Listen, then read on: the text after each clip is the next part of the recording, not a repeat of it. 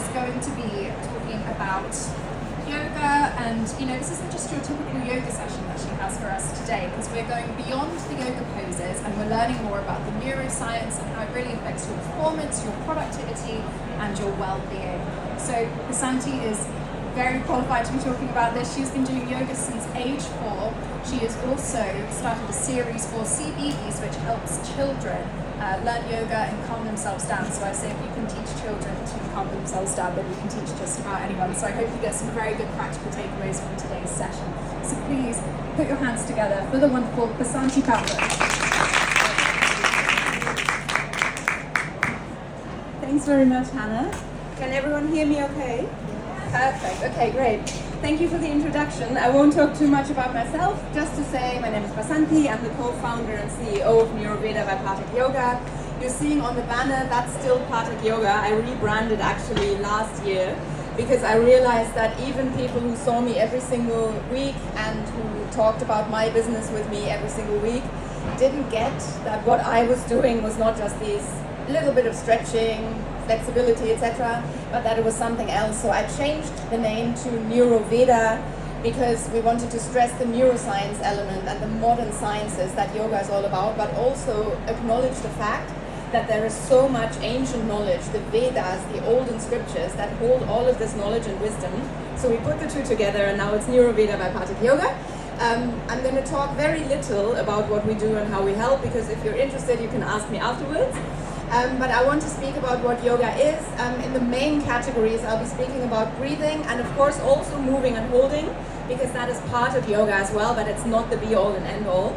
And then I'll speak about meditation and about sound and how sound can heal you as well. And then I'll be talking about the neuroscience, the effects on the brain, short-term, long-term. And I'll explain what I mean when I say we're not a clean canvas. So, first slide, we went from saying our tagline is making employees healthier and employers happier with all of these services around yoga that we offer, to optimizing the workforce and bottom line and improving staff mental health and well-being. Essentially it's the same thing, exactly the same thing, but it just sounds better to an employer if they know that we're helping the bottom line rather than just we make everyone healthy and happy.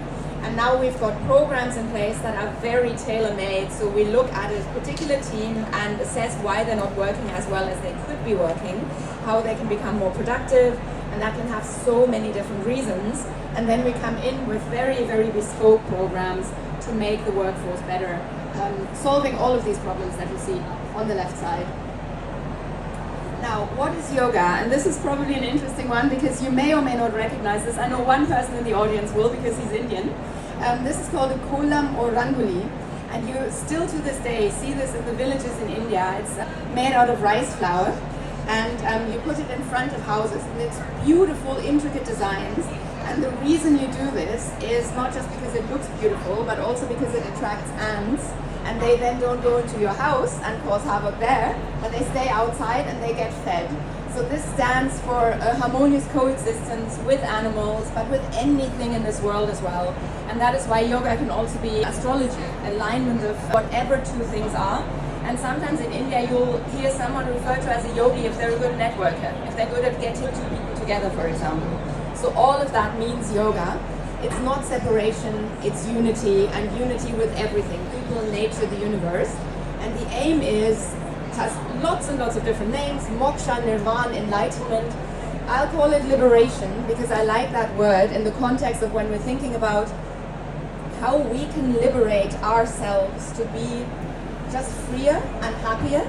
And one of those ways to do that is through posture, movement, even just holding a particular hand gesture for a time, because it has an effect on the brain. I'll talk a bit more about that later, but that aim is shedding your unconscious biases, attachments, your ego, which is found in a part of the brain called the prefrontal cortex, which is often referred to as the brain's CEO, essentially, because there's a lot of decisions going on there, and there's a lot of judgment going on. And there's two sides to this, because judgment isn't that great, even though it also helps us survive. So the way we do this, no matter how we do it, whether we're using the body or whether we're just reading scriptures or chanting a mantra, we are concentrating the mind through that, we're changing the chemistry of the body, the electrical activity in the body, in the brain, and we change ultimately the architecture of the brain. So over time, you can be completely optimizing your brain with all of these yoga interventions. So it is not gymnastics, it is not just stretching, it's not a practice for skinny white girls, it's for everyone, and it is a complex science of life and the universe. What we often hear in the West is Hatha Yoga, or Hatha Yoga as it's pronounced here. That is just one path of yoga, so not a style. If you think that Hatha Yoga is holding postures for a long time while Vinyasa is being faster, actually those are all just ways of practicing your postures. And Hatha Yoga is everything to do with the body. It's about channeling energies, Qi, Nari. So Qi, Chinese medicine, is exactly the same. And other paths would be Karma Yoga, Bhakti Yoga, reading the scriptures, being devotional, even though yoga doesn't have to be a religious thing. First thing I want to talk about, because it is the most important thing, is how you breathe properly and how you can, within the space of 2 minutes, change the chemistry of the body from a high, from being very focused or stressed, so from that sympathetic nervous system, that sympathetic state, into your parasympathetic nervous system. And while I keep talking, because that's also less boring for you, why don't we do a little exercise? Bring one hand to your chest and one hand to your stomach. And just notice how you're breathing. It's also quite hard to just notice how you're breathing, because immediately you think, oh, she's asked me to observe the breath, and suddenly you're changing your breath. That's fine. We're very bad at just observing. Notice that there's movement in the stomach. So every time that happens, you're engaging your diaphragm, this muscle at the base of your chest. And when you do that, you're activating the vagus nerve, which is the longest cranial nerve in your body, and which essentially is a two-way street, but can send messages to your brain to say, stop producing those stress hormones, start producing happy hormones, because I'm calm down here, which means you can be calm up there. As you keep breathing like that, try to slow down your exhalations. Maybe relax your hands back down, you know where you're breathing, and that's all fine. So now try to breathe in for 3 and out for 6. And notice what happens. And hopefully none of you were stressed beforehand, but if you were a little bit, maybe you'll feel better afterwards, after a couple of minutes. So there is a graph here, which is based on 2 particular studies, and that was published in the International Journal of Psychophysiology. Basically, 2 studies that show that 2 minutes of slow breathing is significantly increasing your performance and decision making, not just the speed of your decisions. So in a business context, they were given different tasks, and the outcome was the tasks were solved better, and afterwards the control group did not do anything. The experimental group was much, much better at solving the tasks, and also at a multiple choice test that was given to them afterwards, after 2 minutes of slow breathing only. So this is like, if we're thinking about it, this is mind-blowing. So if you can do that within 2 minutes, imagine what you can do over time and how you can really change to have a calmer baseline, better decision making. And all of this is linked to HRV, or your heart rate variability, which is an amazing marker for the resilience in your body.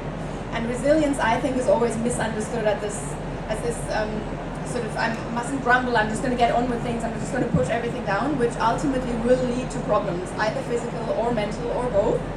But what it really is hormesis. So stressing yourself, but not too much, knowing how much you can stress yourself, being still in control of that stressor, then giving yourself the chance to relax. So stress, relaxation, that's how we actually help our resilience.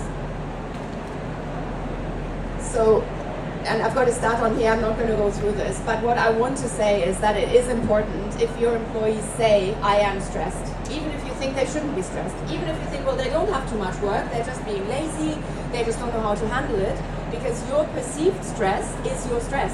It's going to send all of these, it's going to start your stress response, no matter whether someone else thinks you should be stressed or you should not be stressed.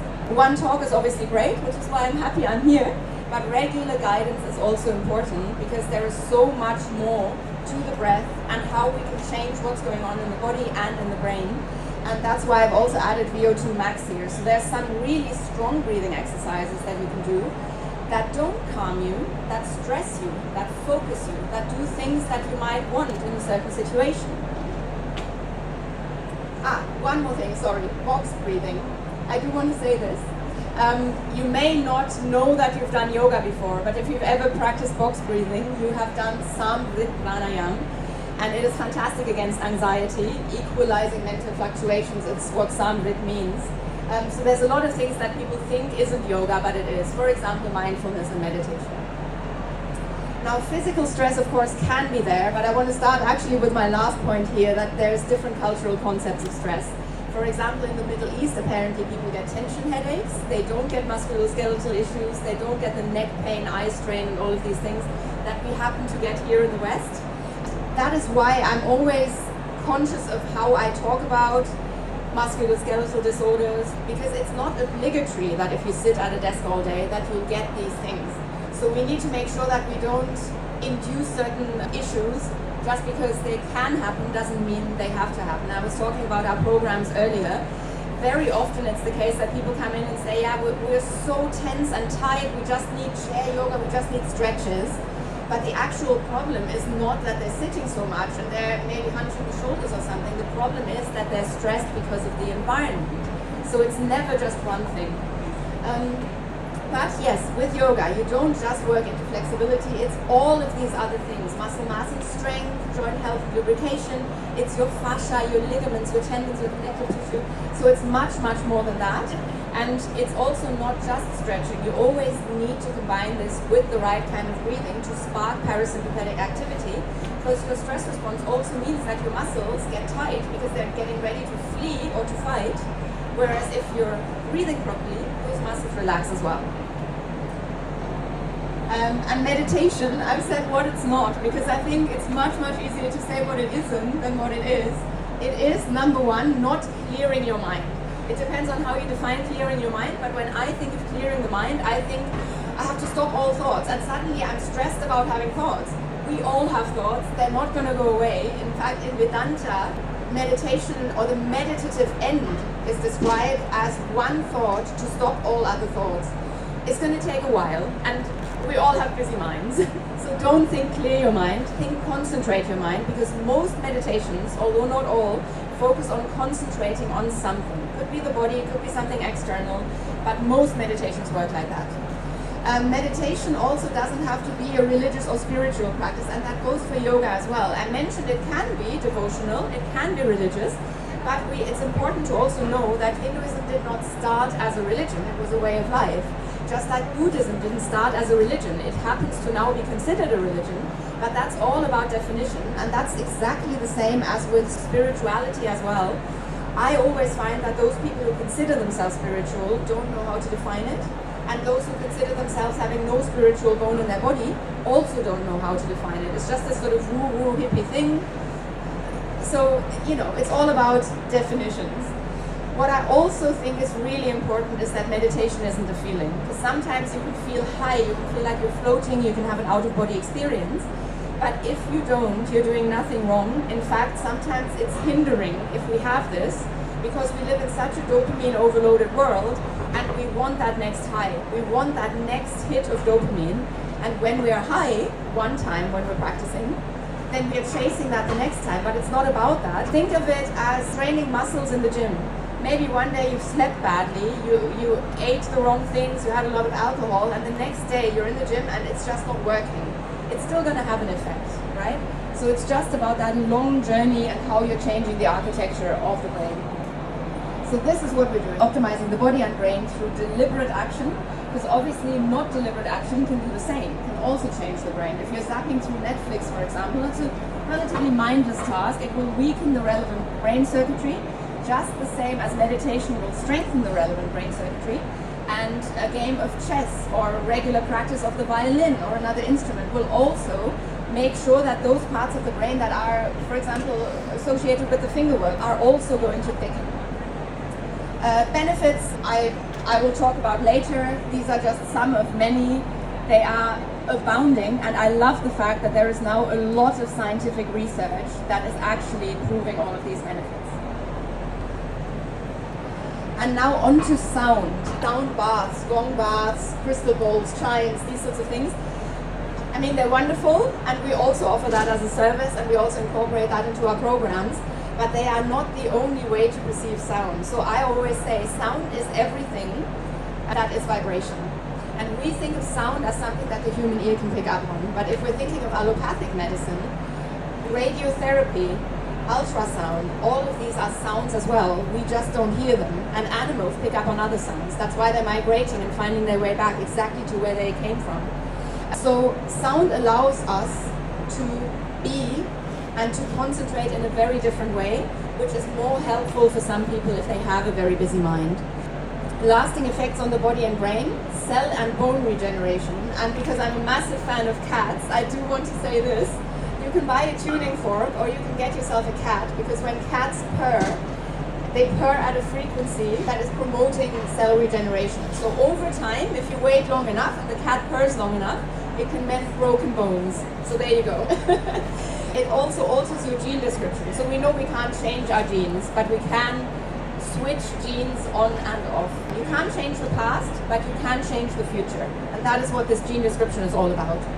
And in quantum physics, it's exactly what I said just now, vibration and frequencies. This is all that the world is about. Every state of matter has its own associated vibration. I sometimes describe the body as an orchestra, obviously the biggest orchestra that you could possibly imagine. And every tiny little part, even down to the proteins in your cells, is a different instrument, and it needs to be tuned in order to play beautiful music and in order for you to be healthy. I'm comparing gongs and ohm here because gongs can of course be symphonic gongs. They can work in a symphony orchestra, but they can be tuned to planets because every planet has a different vibration, a different sound. And the sound ohm is the sound of the whole universe. Sometimes people say, oh, is that not the sound that was created when the Big Bang happened? We don't know, but it is the sound of the whole universe. And I firmly believe that the medicine of the future and healing of the future will happen through sound and vibrations. Effects on the brain, my favorite slide. No, my favorite slide is coming, it's the last one. But here you can see, this is very, very small, so I'll just point out, just in front of your forehead, there's your prefrontal cortex, the brain CEO, so to speak. You've got your amygdala here, we've actually got two, they're almond-shaped, sized, very small. And we have got two because they're important. Very often people think of the amygdala as the center for stress and emotion in the brain. Very simplistic. And they would probably no longer be in our body if they weren't necessary, because evolution works that way, right? So what we want with whatever we're practicing, all of the things that I just mentioned, even just reading the scriptures, which I didn't talk about, is changing your respiration, your heart rate, your brain waves, blood pressure, blood sugar levels. So you're going from a state of stress into a state of calm. But I have also said sympathetic and parasympathetic alignment, because it is about, ultimately it is about your heart rate variability, changing your vagal tone, so how you're using the vagus nerve, how active and well functioning the vagus nerve is. But you sometimes want to stress your body, maybe even get your body to the stress edge, so that you can let it drop down to a calmer baseline. So it's not all about just being calm all the time, because let's face it, who is ever calm all the time? No one. So what we're doing in the short term, and what I've described as this meditative state, the state of being high, is when the prefrontal cortex, it only takes a couple of notes to shut down certain parts of that prefrontal cortex, which is then when it happens that you lose your sense of self and your sense of time. And if you've ever worked very, very hard on something and you got into that flow state, that's the same thing. That's what happens. So heightened attention and awareness, fantastic. But if you only do it once, then it's unlikely to happen again and again. Whereas if you keep practicing, it will happen as a default, so to speak. Because we're literally changing your neural passageways. If you think of a path in the woods and you're walking on it once, it's not quite a path. You're creating the path. And the more you walk it, the more you can make it into a street if you want. So this is what we call neuroplasticity, essentially rewiring the brain into healthier thought patterns and behaviors, so that whatever trauma you've had or whatever unconscious biases and all the concepts that your brain has come up with to make sense of the world will be countered with this practice. That means, thicker prefrontal cortex, shrunk amygdala, because in our very overstimulated world of constant stresses, rather than we're fighting that animal or we're running away from the animal and then we're free again, it's constant deadlines, right? That makes us constantly stressed, and your amygdala might be on high alert all the time. and it means structural growth in the hippocampus over here, and that is a part of the brain that's very important for memory formation. And we all know that if we're stressed, we can't really think properly, right? That's part of the reason, the hippocampus. Long-term benefits, like I said, they abound. But one of the things I want to say, of course, amazing for cognitive skills, and it's really easy to understand why after what we've heard. I do want to speak about anxiety and depression, because there's wonderful studies that show that especially for severe depression, meditation is as effective as medication, and obviously it doesn't have the side effects. So it is a wonderful thing. And the thing with resilience and productivity I've already touched upon in that study that I quoted. The one I want to talk about here is negotiation skills and how you can become a better team player. There's certain meditations, compassion and empathy generating meditations, which if you're in a team of like type A personalities and they were hired because they're aggressively competitive and they need to get that job done, they will have problems in the team because they're all the same type, right? If you teach these people a compassion meditation, then they won't suddenly change completely who they are, but they'll be able to step into someone else's shoes, see their viewpoint. And incidentally, I think reading a novel does that as well, because you're literally stepping into someone else's experience. Lowers inflammation markers in the body, and that even after just a few days. And that I think is a wonderful thing, because if we think about how we might be training our biceps in the gym, it takes a while as well, but we can see it. Technically, with meditation and yoga and sound, we can do the same, but we need outside help. We need to have an MRI in order to see this. So we can't see it in the mirror, and that is sometimes the problem. So it's good to know that even after just a few days, there is actual change. And after 2 minutes, as we know. Your perception of pain goes down, especially with mindfulness meditation, where you're essentially asked to just observe rather than judge the stuff. So not, oh, I love this, I want more of it, which ultimately will lead to addiction, and not, no, I don't like this is painful, because that will lead to aversion and ultimately can lead to violence and aggression. Hence, we want to stay in the middle, not judge so much, because we judge far too much. We often have, decisions. Every single decision we make is a judgment. They are necessary, but we don't want to overdo it. And what happens through mindfulness practice, through just observing without judgment, is that it's called a functional decoupling. So we're letting go of the higher and lower brain regions constantly working together. So if you think of emotion and memory and psychology and all of these things together, no, it's just a sensation which your body sees as vibration, and that is it. And that is one stat from one recent client where we significantly, within the space of 6 months, reduced their absenteeism numbers and increased their revenue. So it really does work. This is my favorite slide. So if you can't read this, the big dog says, how deep is the mud? The small dog says, depends on who you ask. The lovely Katie Moody did it so nicely, but it just shows we all go through things differently, so we need to cut ourselves a lot of slack. You don't start from scratch. It's not just even from day one, all the concepts that I've mentioned and how we're categorizing and judging and how that shapes the brain. It's also from before you were born. It's ancestral trauma. It's how stressed your mother was when you were in her womb and all of these things. So the smaller dog will have, in terms of its brain signature, drowns in the mud of life, is further from liberation, has enlarged amygdala possibly, right? Higher levels of activity in the right prefrontal area, because that is associated with this glass half empty attitude. The bigger dog, that functional connectivity, which actually through empathy generating meditations is being helped between amygdala and PFC, and also high levels of gamma activity, so particular brain waves in a particular part of the middle frontal gyrus. Fantastic, but the big dog just happens to be big. So we can all help ourselves no matter where we're starting from. It's a journey. So on that journey we can do whatever we can. And thank you very, very much for listening. I'm here for questions later. Thank you, Vasanti. That was incredible. There was so much new things to learn about yoga, which I didn't realize. I love yoga myself, I really do, but there were so many things in there that I never really understood why it worked, and now I get that. I also loved when you mentioned about the cats. Actually, my grandma, maybe about 10 years ago, broke her ankle, and I remember the doctor saying that it healed very, very quickly. My grandma lives with 6 cats, so now I'm wondering if the vibrations, if the purring had anything to do with it. So I'm going to share that with her. Thank you. Ladies and gentlemen, please put your hands together again for Vasanti Pathak.